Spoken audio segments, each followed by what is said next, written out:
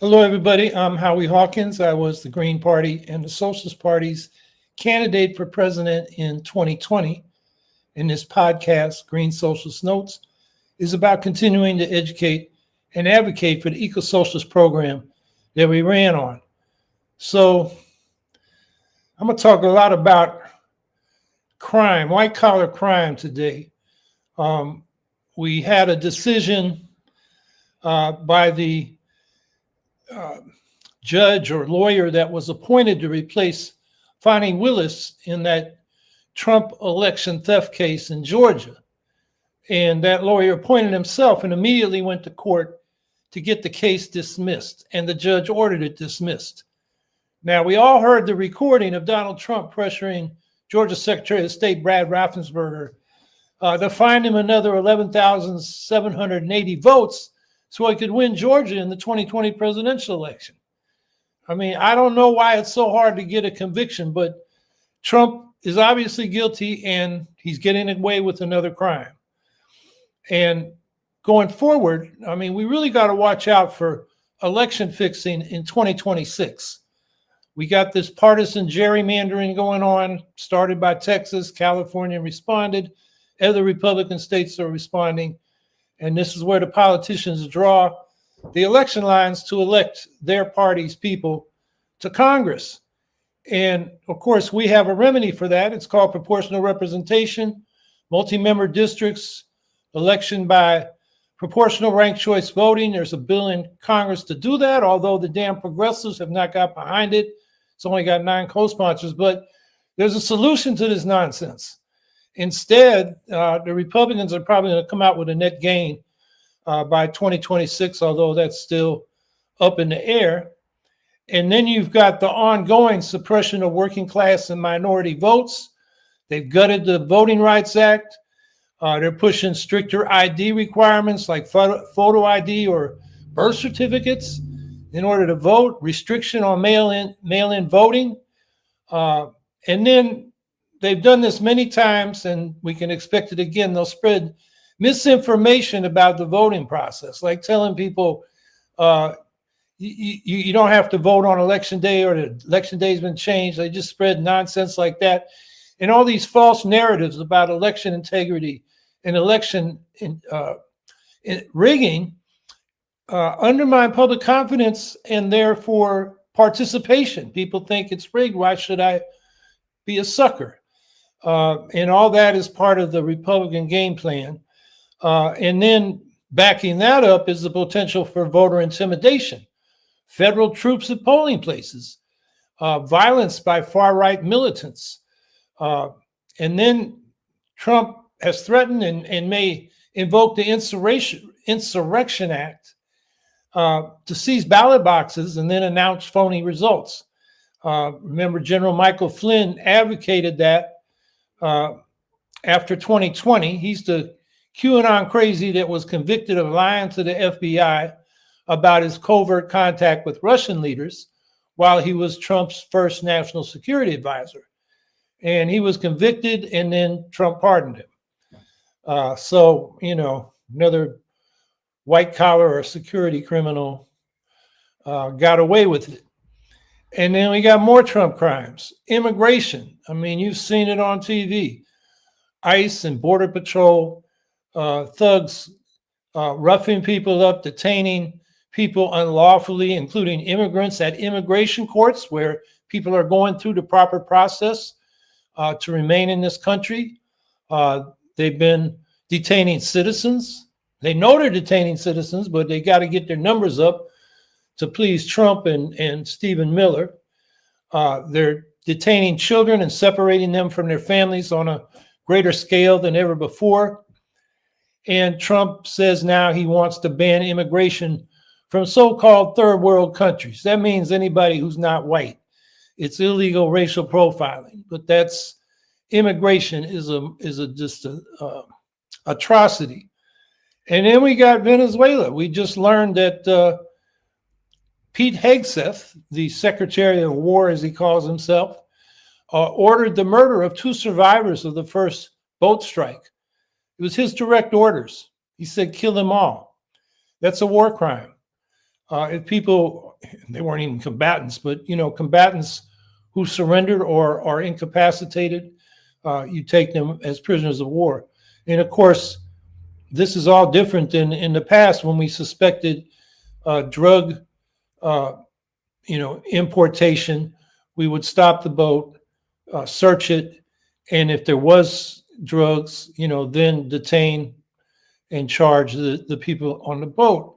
And the Coast Guard would do that. Now we're just blowing boats out of the water, over 80 people murdered. And then we got this U.S. military deployment around Venezuela that has all the earmarks of a regime change operation. And of course, aggression is illegal under international law, more crimes. And it's clear this is about oil, not drugs. Trump is now saying he's going to pardon Orlando Hernandez, who is the former president of Honduras and one of the hemisphere's most prolific drug traffickers.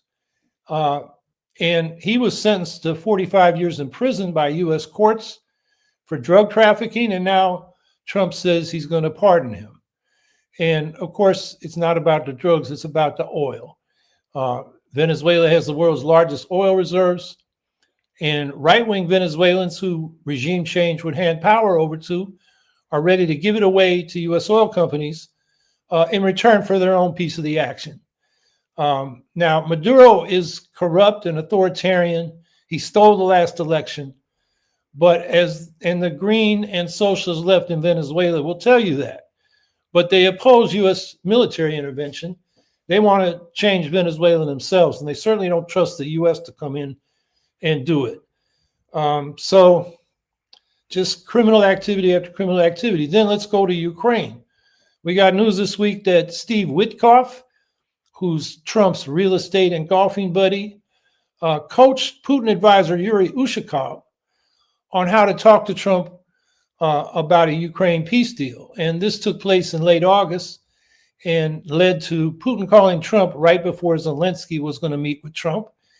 And it ended with Trump backing away from his threats, which probably weren't real anyway, to send Tomahawk missiles to Ukraine.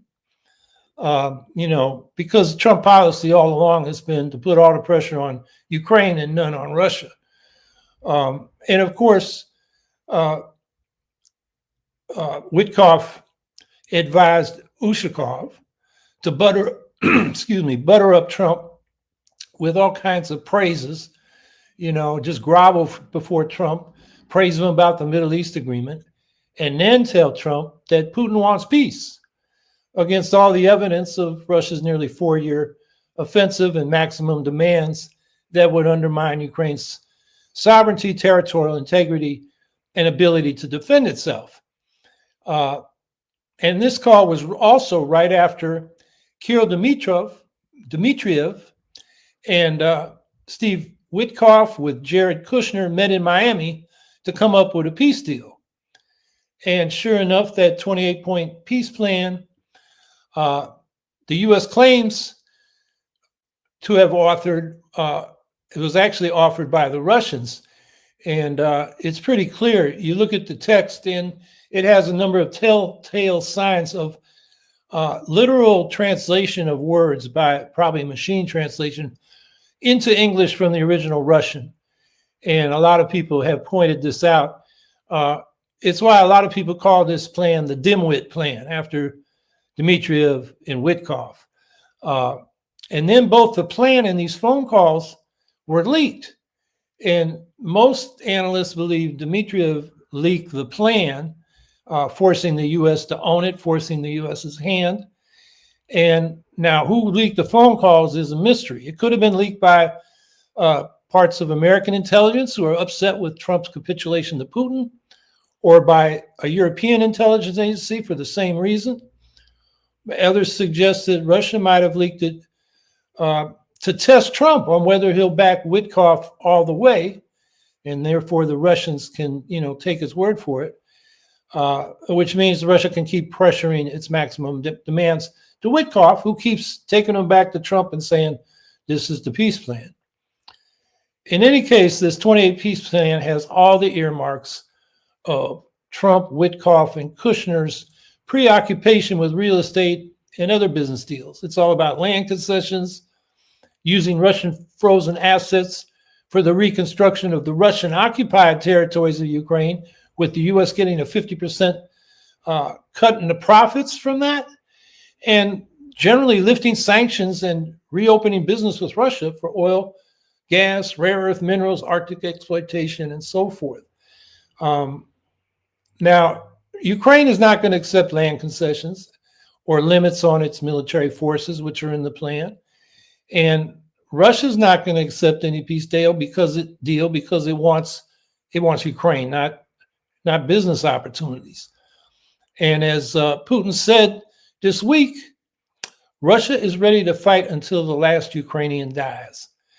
And that's what he said when he was in Kyrgyzstan. And it was his first major statement since the 28-point peace plan came out last week. And Putin kept insisting that Ukraine must surrender territory, claiming his army is impossible to hold back. You know, think about that for a minute. They've been invading for 4 years, and they expected in 3 days to take Kyiv, and they're still inching but not gaining much ground. And then he said, quote, "Some people demand to keep on fighting until the last Ukrainian." He's saying the Ukrainians.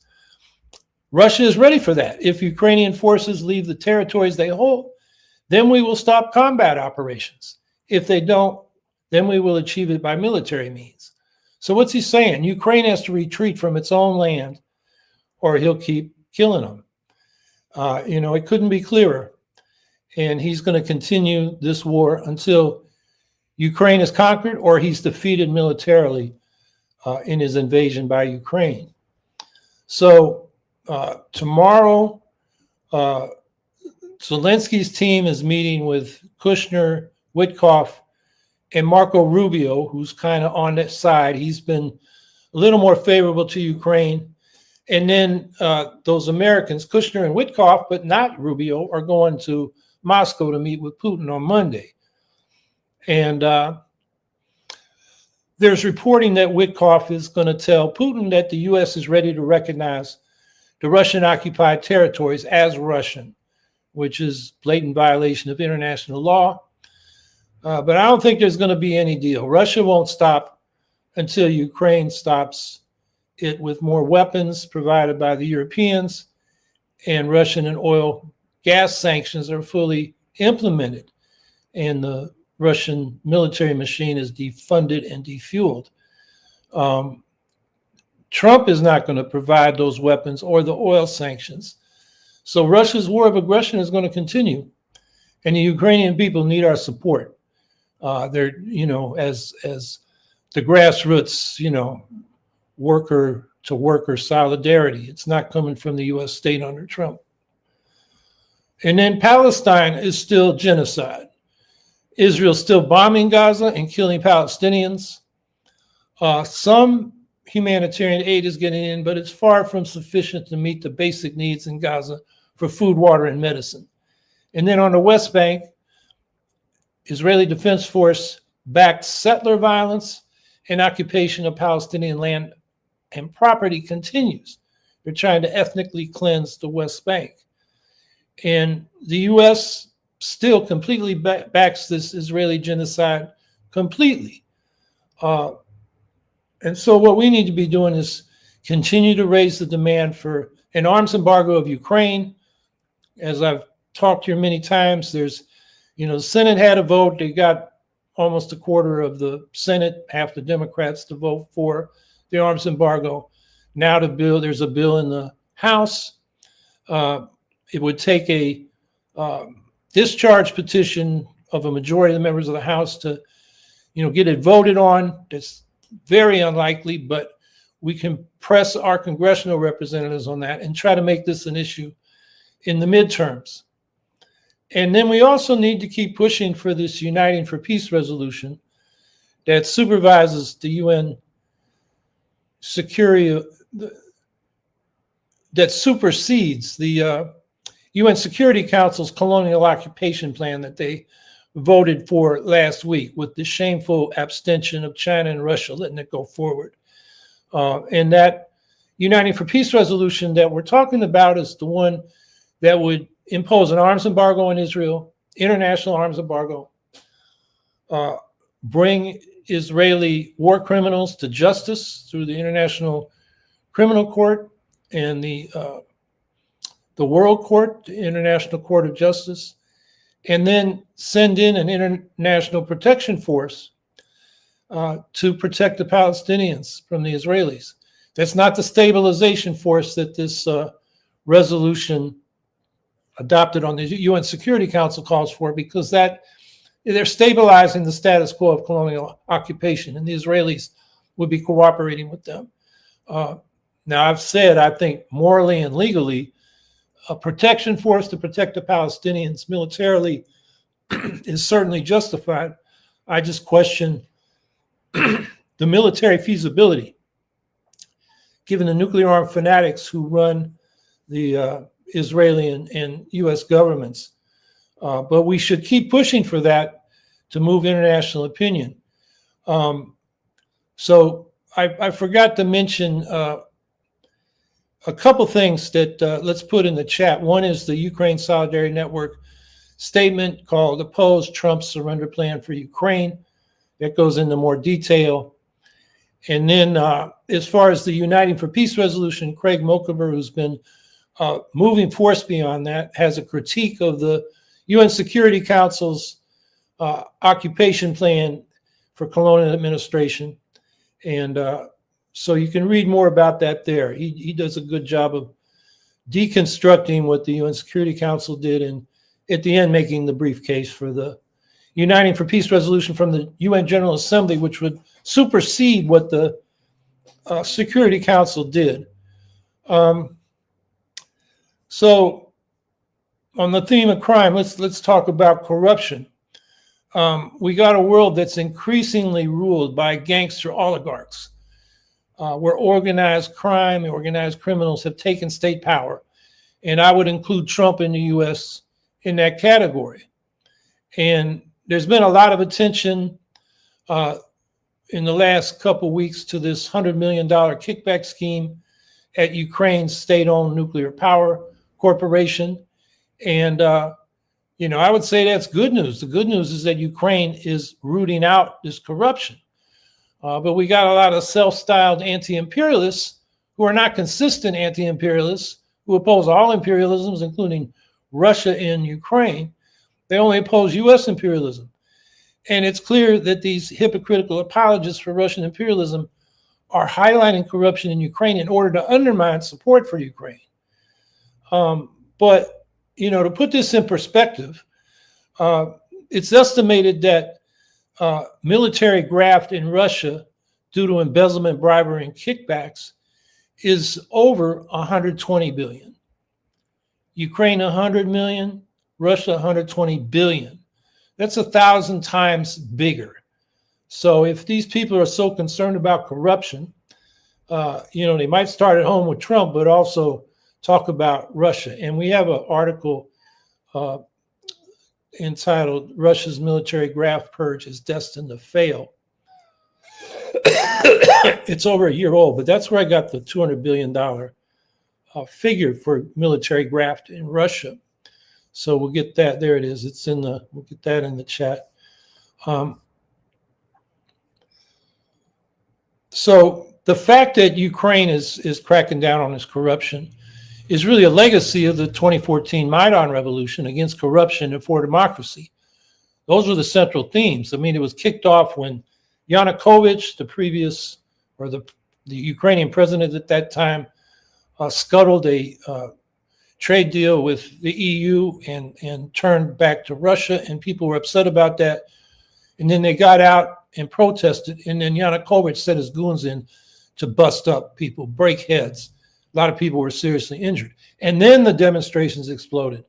And it was more about the corruption and repression and violence of Yanukovych and, a demand for democracy, which isn't fully realized in Ukraine, but that was the spirit of that revolution that pushed out Yanukovych.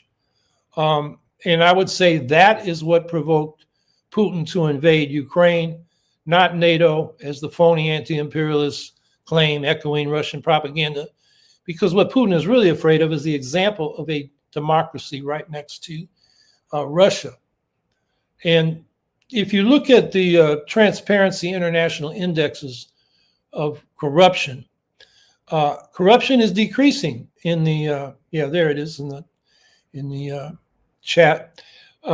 It's been decreasing in Ukraine and increasing in Russia and Russia's allies, Hungary and Georgia, between 2019 and the most recent index in 2024.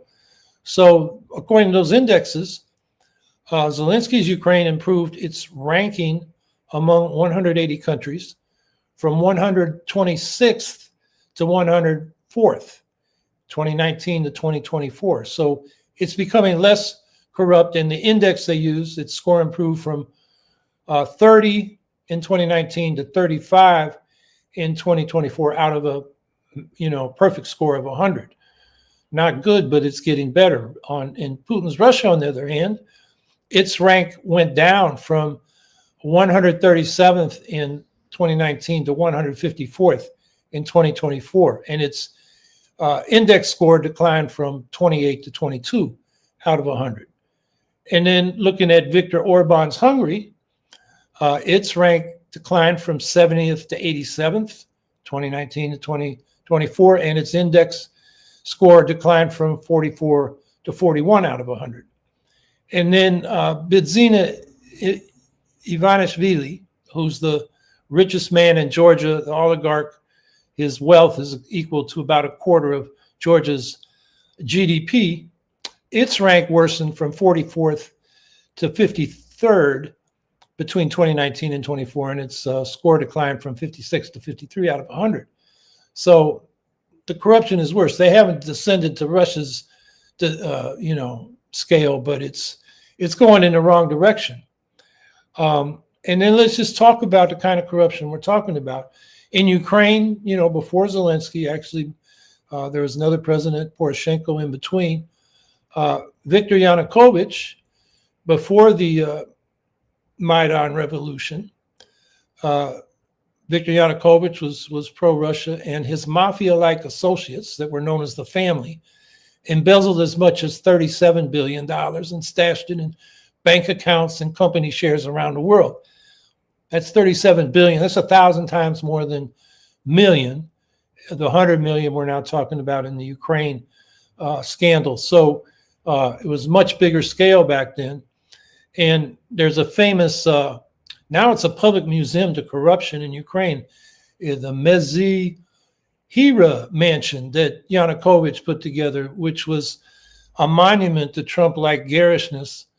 That's what he did with his money. So it's getting better in Ukraine. And then meanwhile, Vladimir Putin in Russia, his mafia-style kleptocracy has enabled him to amass what is estimated to be $200 billion in personal wealth. And he's done it through state-enforced extortion of other Russian oligarchs and their businesses, and just a massive theft of state funds. And he has an obscene palace called Putin's Palace, $1.3 billion monument to greed on the coast overlooking the Black Sea. Alexei Navalny did a film about that and research, and that's one of the reasons Putin hated him and had him killed. And then nepotism in Russia is just unbelievable. 20 of Putin's relatives hold high positions in the Russian government, and 3 out of 4 top Russian officials have relatives working in government or with state-owned companies. Nepotism by Putin and his inner ruling circle has reached levels that have been unseen in Russia since Tsar Nicholas II, who, of course, was overthrown in the Russian Revolution of 1917. So, Russians have a lot of reason to be upset with Putin, although it's very dangerous to say so.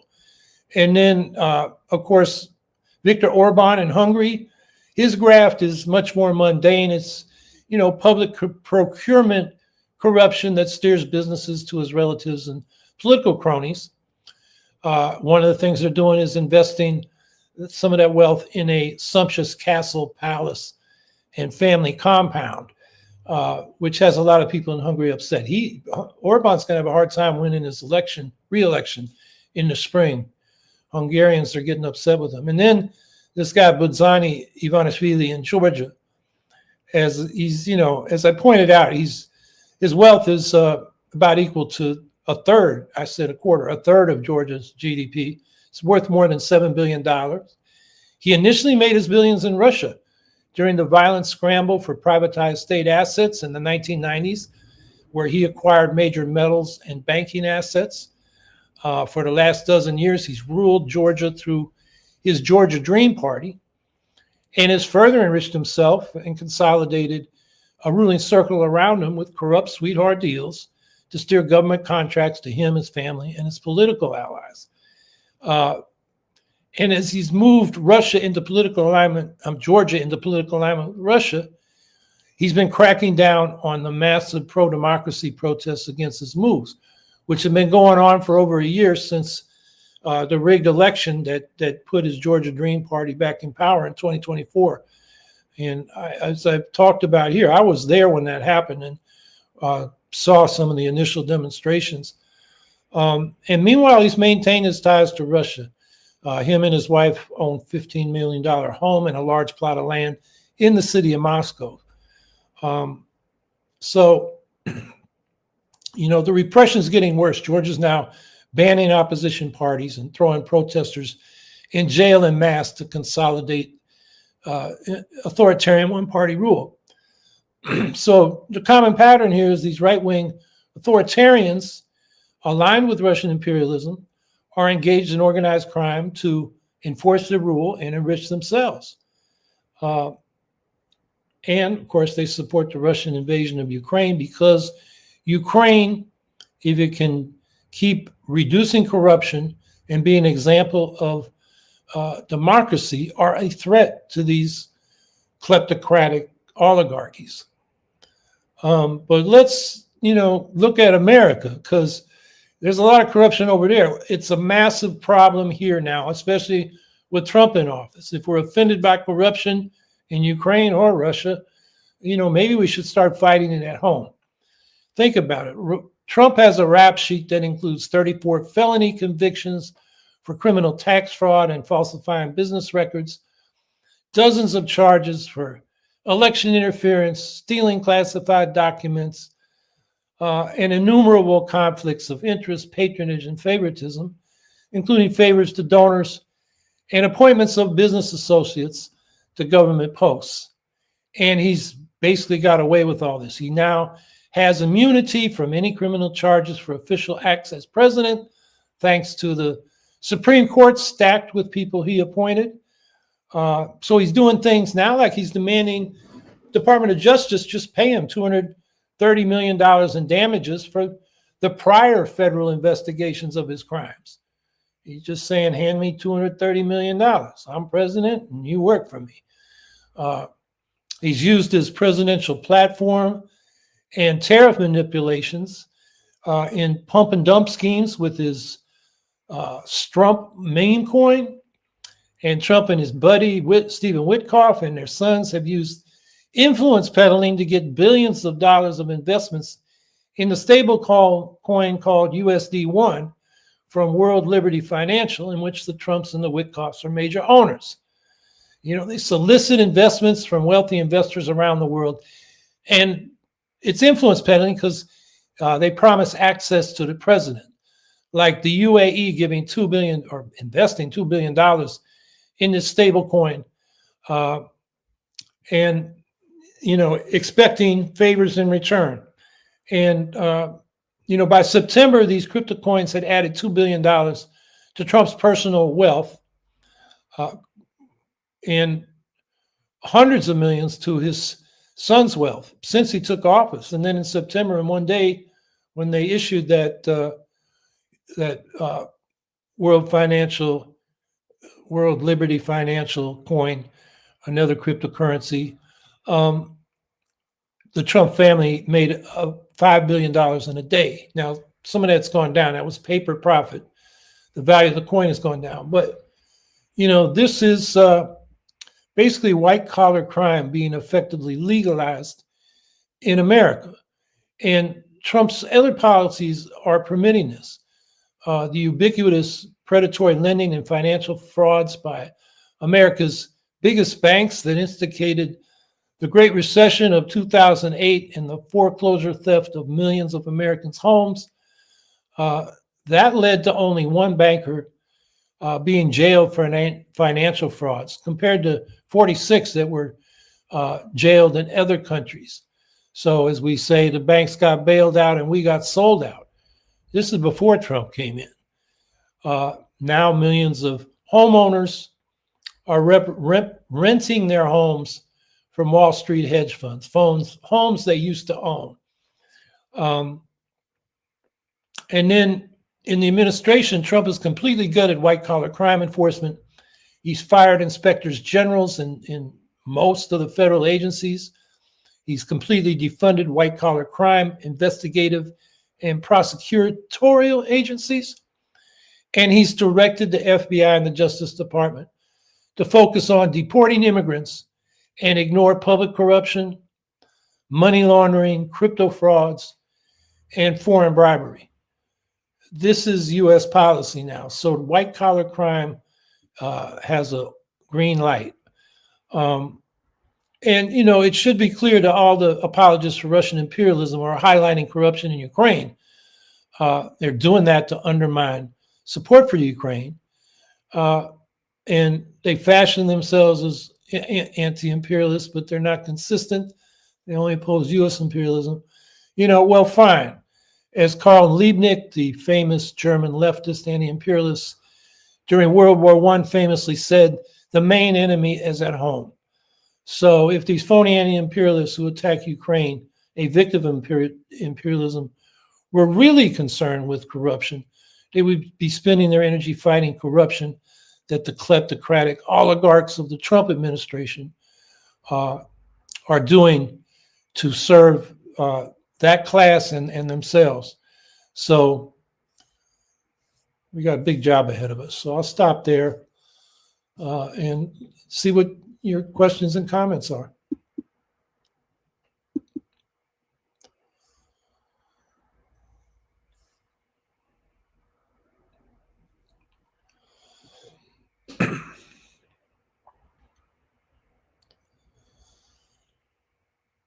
I wonder if my host lost her connection.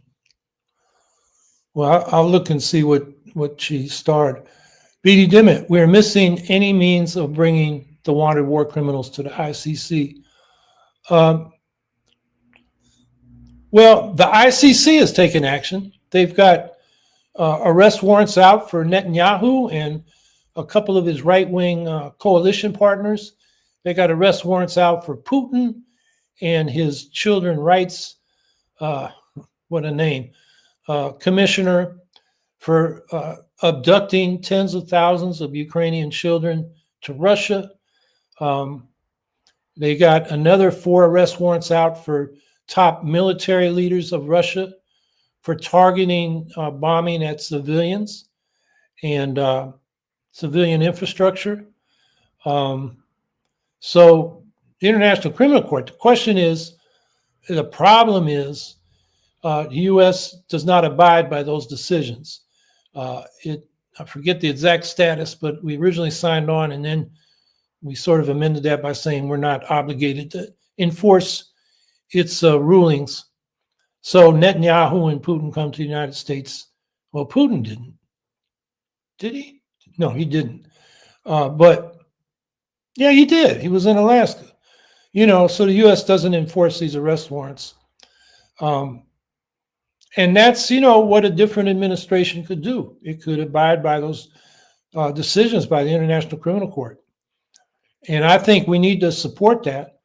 And one of our demands as Greens should be that the U.S. get into these international law treaties and conventions and have a way to bring war criminals and people who commit crimes against humanity to justice. So, you know, we talk about in an abstract level, I campaign on this, Jill Stein campaign on this, that we want to support international law and emphasize diplomacy rather than, militarism, and being part of the International Criminal Court and signing on to a number of these treaties. I think I may have in one podcast listed a whole bunch of them. I think like the Global Convention on Children. I think the U.S. has not signed that. And the reason it doesn't sign these things is because it's worried it's guilty, which it is. So, yeah, that's, I guess I'm saying, BD, we have the means if we use it. And, our task is to get the U.S. behind these things.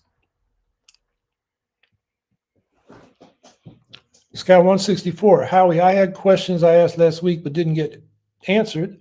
So I'll be asking them again with new questions to boot. The old questions, while new questions, that's key. I will also be giving new context to some questions, okay? My first old question is, what is your opinion on General Kellogg leaving the White House?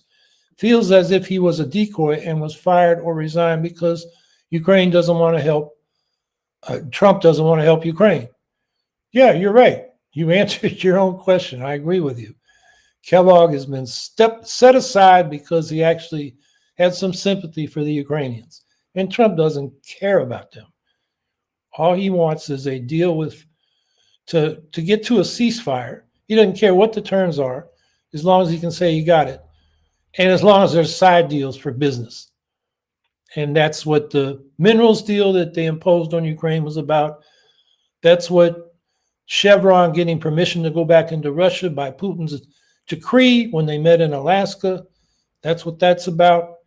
Trump's selling point to Putin in these negotiations is, if you can agree to stop the war, and we're giving you, your demands, or a lot of them, and then we can go to business together.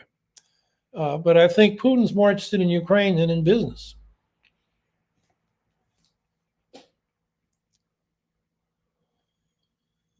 Scout Trooper 124. old question. I think we need to be wary about how Russia is doing in Ukraine while acknowledging Ukraine's own problems. I agree with that. Russia, despite how they act, is not doing well. They sold 57% of their physical gold reserves to finance their budget. Gold isn't easily replaceable, and their loss is serious. Yeah, Russia has serious economic problems, debt problems. They could have a financial crisis run on their banks. There's a whole lot of problems going on. And then you also have to be aware that China is gaining strength, but needs resources like clean water. If they migrate enough citizens, they could find a way to take over Siberia, maybe not invasion. Yeah, that's an old, ages old dispute between Russia and China. And China feels like Russian empire took part of China back in the 1800s. So my question is, do you think Russia and China's relations could worsen despite how Russia presents itself to the world?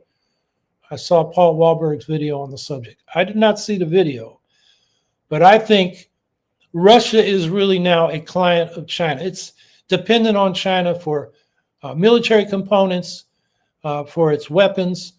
It's dependent on China buying its oil and gas. China's economy is many times bigger than Russia's. Russia needs China a lot more than China needs Russia. And I think we have to realize that despite China's professions of neutrality on the Ukraine-Russia war, they're back in Russia.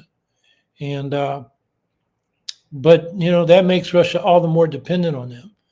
So China is very sophisticated in how it exerts influence. For the most part, it doesn't like Hegseth and Trump, do all these crazy military adventures. They get control economically and make their subjects of domination dependent on them.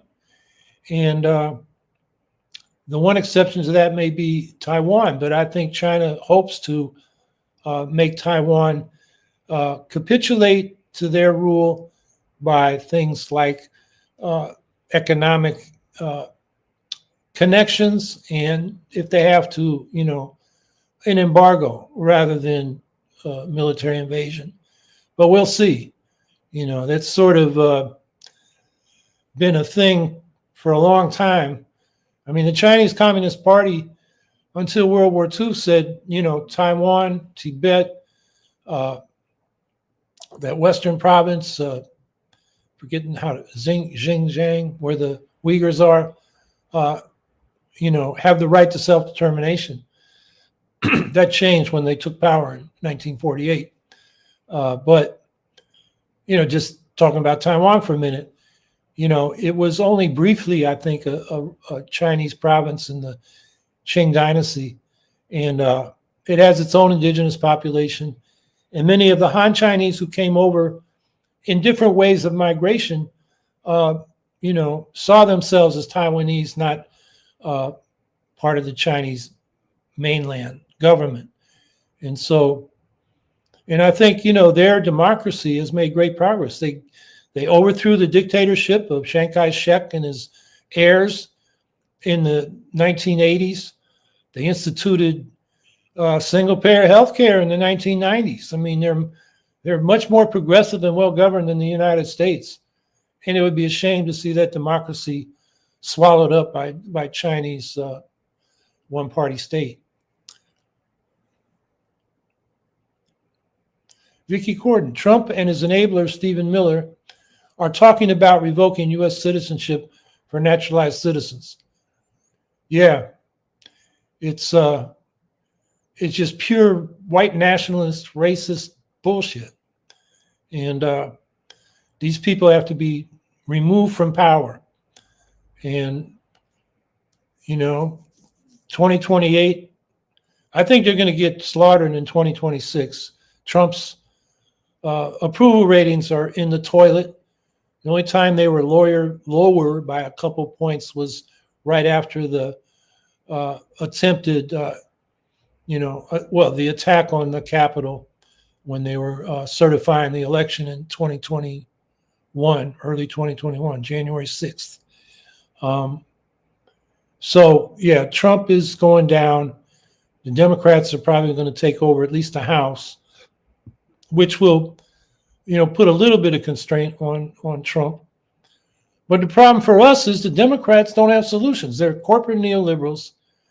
They're not going to deal with growing inequality, a rational way to deal with crime that emphasizes root causes rather than just jailing people. Mass incarceration was a Democratic project from Clinton. And, militarism. I mean, the Democrats are not the answer. They're just not as bad as Trump and his fascists.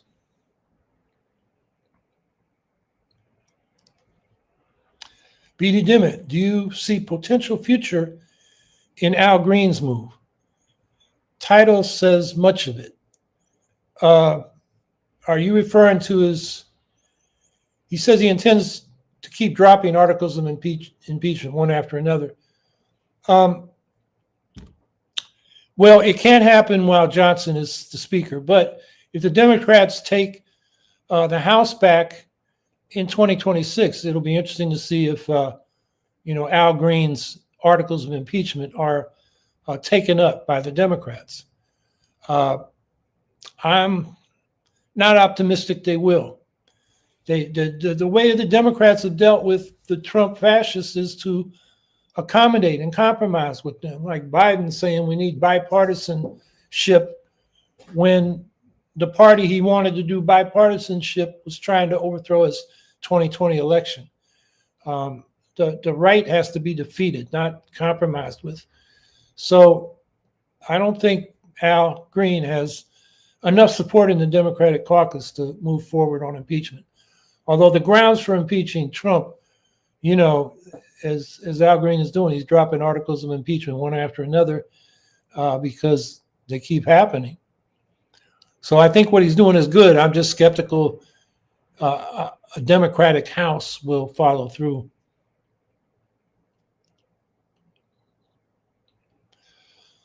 Scout 164, new question. One of three. Howie, is Witkoff going behind Rubio's back shocking? Witkoff, as in a Jake Bro video, has been doing deals with Russia since the 1990s. And as usual, the greedy Trump fucking loves money. It feels odd seeing this going on since Rubio wants to help Ukraine. How much is debatable, while it seems this is a divided issue between the administration.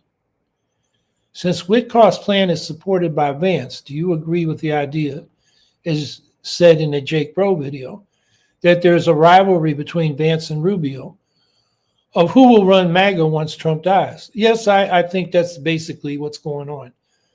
There's the very vehemently anti-Ukraine faction led by Vance. I don't know if Witkoff's so anti-Ukraine as he is pro-business with Russia. And same with Kushner. Who am I leaving out? Who's Witkoff, Vance? Well, anyway, and then Rubio on the other side has some understanding that if Russia gets everything it wants, it's not going to be good for the security of Europe and the United States. And so, yeah, there's a rivalry. It's behind the curtains. And I think Rubio is going to get defeated by the Vance Witkoff faction, because that's where Trump's heart really is as well. And Vance and Rubio are competing they're already running against each other for the Republican nomination in 2028.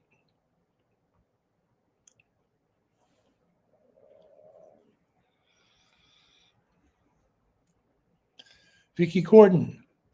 This regime also gave a green light to forever chemicals in food. Yeah.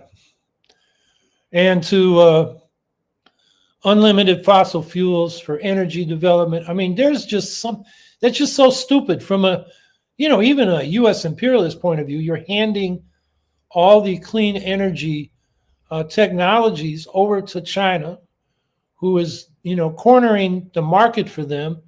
And the world is going to those technologies because they're cheaper than fossil fuels. And, the Trump people seem oblivious to that, or they're just concerned about short-term profits for their fossil fuel, company buddies. And then when it comes to forever chemicals in food or any environmental things, they don't care. They just don't care. And some of the, Christian fundamentalists in that wing of MAGA just say, quote the Bible that, we're supposed to subdue the earth. And in the end, there'll be Armageddon and they'll all go to heaven. So they're just hopeless when it comes to the environment.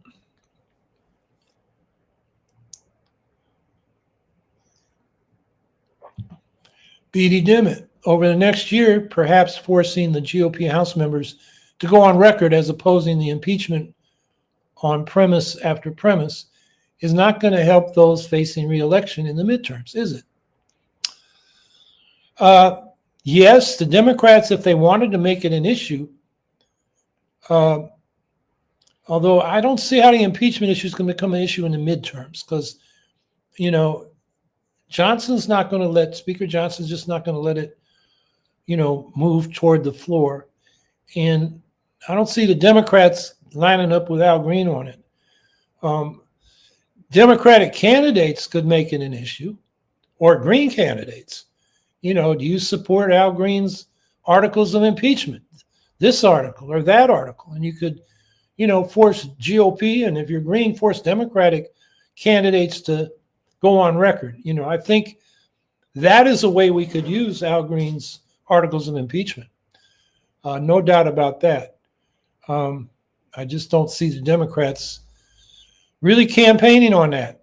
I would like to be proven wrong, because it would delegitimize Trump instead of this can't we all get along bipartisanship nonsense. B.D. Dimmitt. seeing the word grovel come up.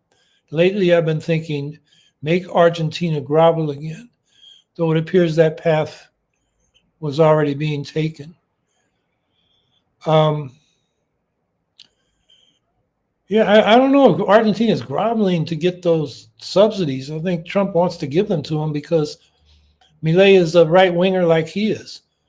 Of course, it makes Argentina more dependent on, U.S. financial capital, which, makes Argentina less, able to make its own fiscal decisions. So I guess you could say it's making them grovel. But that's what U.S. imperialism, economic imperialism does. It puts countries in a position where they have to do what the U.S. says in order to refinance their unjust debts.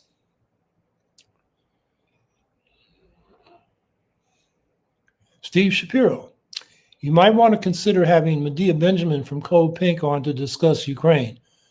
They wrote a really good in-depth book about what happened and continues to happen. Yeah, I've debated Medea. I don't think she's intellectually honest. She keeps saying the Maidan Revolution was a coup. She says Boris Johnson scuttled a peace agreement that the Ukrainians never agreed to because it didn't have the security guarantees they want. There have been a lot of, critiques on the left that have been published. A couple on Counterpunch, one in Tempest. Yeah, I know where Medea is coming from. I've debated her face to face on it, and in her last line of position is that she's a pacifist. A war is worse than any kind of peace, even though occupation of Ukraine by the Russians is brutal, and Ukrainians living under Russian occupation are subject to, if they're still loyal to Ukraine, detention, torture, rape, murder, deportation, their children taken from them. So, yeah, I have considered what Medea Benjamin, and I've read that book, and I think it's a piece of crap. Scout 164, new question. What do you think of a progressive Democrat in Tennessee beginning to get tied with the Republican nominee? Tennessee was red for 15 years. Now it seems like people have reason to care again. I think that's an indication of what we saw on November 4th. More and more the American public is voting anti-Trump. Some of the people voting for that progressive Democrat, it looks like it's, close. I think the election is Tuesday. May not agree with that candidate, but they want to send a message that they're, unhappy with what Trump is doing. So that's where the trend is right now. It's against the MAGA Republicans, with a broad majority of the public.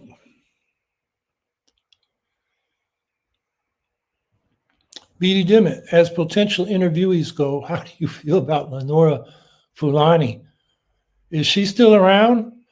Look, they were part of a kind of cult-like group, the New Alliance Party. And then they went into alliance with Pat Buchanan, the right winger, the guy that foreshadowed what we got with Trump. I think, that organization was opportunistic.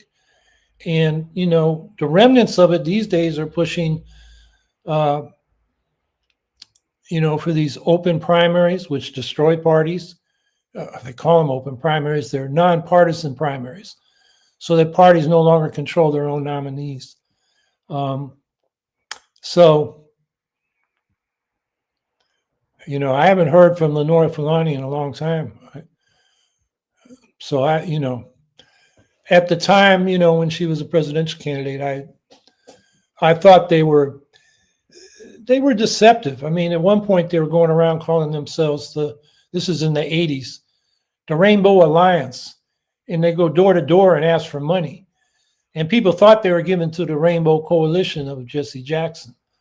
So, they, I thought, were just a bad influence on American politics, and particularly on the left, because they sort of had a leftist, branding and packaging, but it wasn't that at all.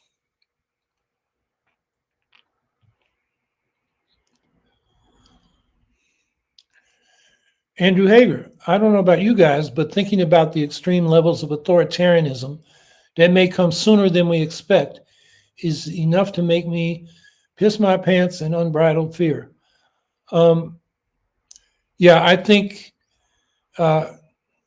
instead instead of just cowering in fear, we need to fight back, and that is what you do with bullies. A lot of them are not so strong once you push back, and that's what we got to do. So, yeah, the extreme levels of authoritarianism. Trump can try to do more, like invoke the Insurrection Act, and we got to be prepared to fight back, and start fighting back now before it gets worse.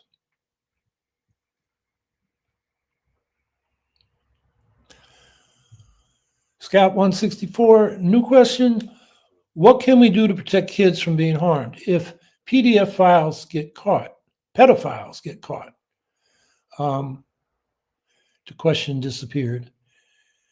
But pay off Trump or someone, they can get away with a crime and cause people to press for vigilantism, keep kids safe.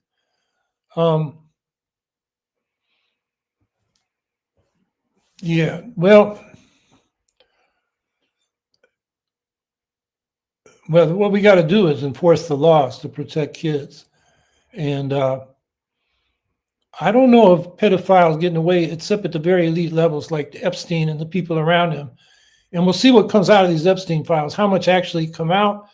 The Trump administration is trying to limit that with various schemes like opening investigations of Bill Clinton, which could cause a number of the files to be not released because they're part of an investigation.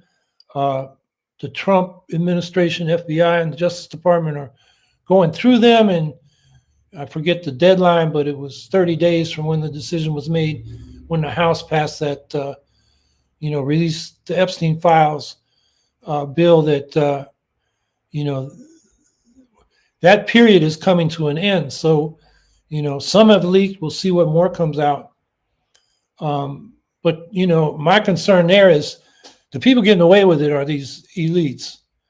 And Trump seems to be protecting them, may include him himself.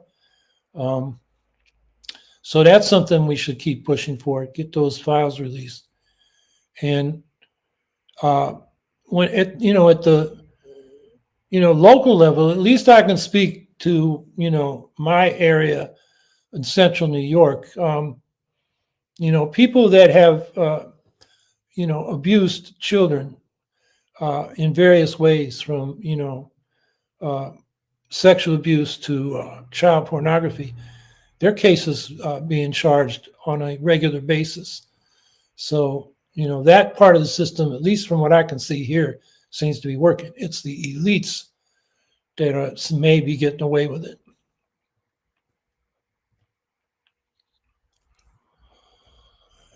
Beatty Dimmitt, Jeffrey Sachs, whatever his credentials, somehow presents himself as having a blind spot where those pressures behind the 2014 invasion are concerned. Sachs is another guy who I consider intellectually dishonest. If you listen to him, the first thing he does is give all his credentials as if he's just pulling rank and saying, see, I'm a big person and I've done all these things. I got all these degrees. I've talked to all these people. Therefore, whatever I say, you need to listen to. And then you look at what he actually says. Like, go to his website and look at his timeline for the Russia-Ukraine conflict. And it's very biased. He interprets everything in a way that favors Russia, like Maidan was a US-backed coup, when in fact Yanukovych ran as the people reacted to the repression, the goons he sent in, the crackheads, and the parliament, the Rada of Ukraine, removed him from office for absence. He ran away to Russia and appointed a temporary president, then had elections. That's not a coup. A coup is like a military coup. Some military group took over. That didn't happen, but that's what he calls it. And then you look at his timeline. And he says, here are all the things, that Ukraine did to Russia. What he doesn't talk about there is the Budapest Memorandum, where Ukraine gave to Russia its nuclear weapons in return for security guarantees, which the U.S. and France, Britain, and China, I think, also signed off on. It's not even in his damn timeline. And to me, that's just intellectual dishonesty. So, Sachs is, Harvard, blah, blah, blah. But if you look at the substance of what he says, it's full of holes. And I think he's a big problem for people that want, justice in the situation in Ukraine. He's taken better positions, I think, good positions on the Middle East. But that's on the substance of what he says. But, this guy was the neoliberal shock therapist who plunged Russia, under his advice, into the deepest, fastest depression in the history of world capitalism. And he's still running around making a mess of things in that region of the world, justifying Russia's military aggression against Ukraine. It's pretty disgusting to me. So the blind spot, could you put that back up? I wanted to comment on.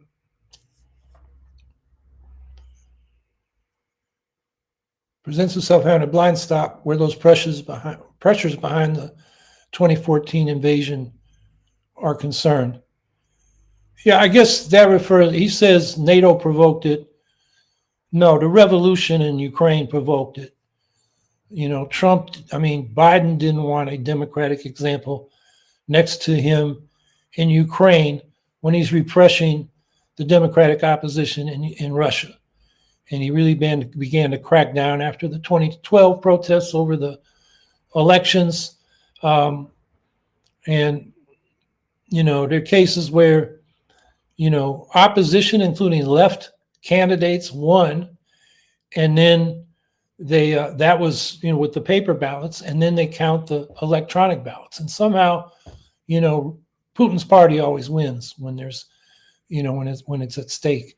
And that kind of there's a lot of protests to that, and Putin was cracking down on that. And then the example in Ukraine, he was afraid that would provide a inspiration to people in Russia. That's what provoked Putin, not NATO. The last countries to join NATO on Russia's borders did so in 2004. And, those were the Baltic states. Poland, I guess, had joined earlier, but nothing for 10 years. And somehow NATO's suddenly, a threat to Putin. He could have, and the U.S. should have, negotiated things like, the anti-missile installations in Poland and Romania. The U.S. said under Obama they were aimed at Iranian missiles aimed toward Europe, which seems a little crazy. But, all that could have been negotiated. Meanwhile, Russia was, starting to develop intermediate range missiles in violation of the Intermediate Range Nuclear Weapons Treaty. And then the U.S. stupidly under Trump pulled out of that, saying Russia was violating it, instead of using that with world opinion to bring Russia back into compliance if it was in violation. So in addition to supporting Ukraine, I think, we should be pushing the U.S. government to, take Putin up on, okay, you want security? Let's negotiate it. Let's get back into these arms control agreements. When I ran for president, I advocated a number of unilateral initiatives, like saying we'll never use nukes first, the no first use position. We'll reduce our nuclear arms to a minimum credible deterrent. And with initiatives like that, then go to Russia and China and the other nuclear powers and say, we want to get rid of all the nukes and come into compliance with this treaty on the abolition of nuclear weapons, which has gone into effect now. And, none of the nuclear powers have signed that treaty, but, I forget the number, but it's, enough to bring the treaty into effect. Many countries around the world have signed that. That's the kind of diplomatic initiative we could do, and put Putin on the spot. We're ready to talk. What about you? So anyway, we've run out of our hour, and I appreciate all the questions, and it was a good discussion. I don't know if we got to everybody's questions, but we'll be here next Saturday, and I've been thinking about some different guests. I haven't made up a mind because I've been focused a lot on international questions, and they're domestic questions that maybe we should have a guest to, go into in detail with. So I'll work on that. And in any case, we'll be here next Saturday at the same time. And I hope everybody had a good holiday, Thanksgiving celebration. And, as I've been saying, stay active, work to collectively, work with others. You're going to feel a lot better about things when you do that. And what we do does make a difference. So let's get out there and do it. And so everybody have a good week.